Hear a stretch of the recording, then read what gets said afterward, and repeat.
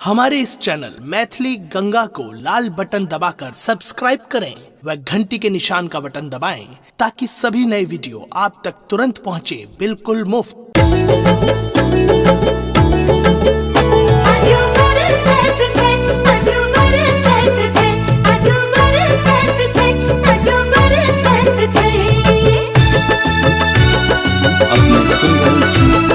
गंगा कैसे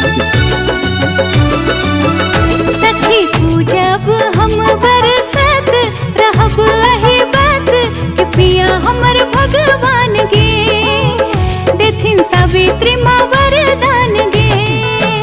सखी पूजब हम बरसत रहब अहि बात कि पिया हमर भगवान गे देथिन सावित्री माँ वरदान गे।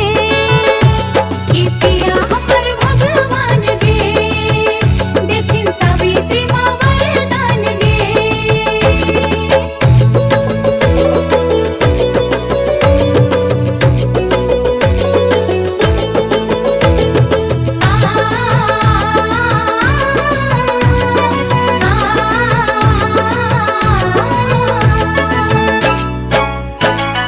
तार गाछ तार हम गौरी आई पूजब 20 हारा से हो मनायब। तार गाछ तार हम गौरी आई पूजब 20 हारा से हो मनायब।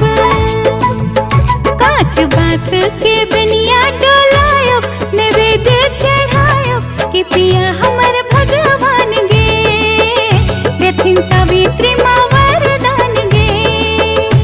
कि पिया हमर भगवान गे देथिन सावित्री माँ वरदान गे।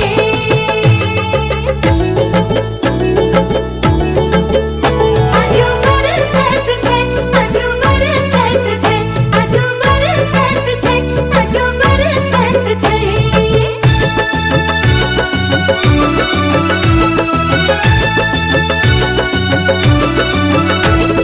टकली मौलीना गाछ हम बान्हब सत्यवान सावित्री कथा हम सुनब। टकली मौलीना गाछ हम बान्हब सावित्री सत्यवान कथा हम सुनब। अपन पिया जी के अरदा बढ़ायब पटमाई से करब कि पिया हमर भगवान गे देथिन सावित्री माँ वरदान गे। कि पिया हमर भगवान गे देथिन सावित्री माँ वरदान गे। सखी पूजब हम बरसत रहब अहि बात कि पिया हमर भगवान गे देथिन सावित्री माँ वरदान गे। सखी पूजब हम बरसत रहब अहि बात कि पिया हमर भगवान गे देथिन सावित्री माँ वरदान गे। कि पिया हमर भगवान गे देथिन सावित्री माँ वरदान गे।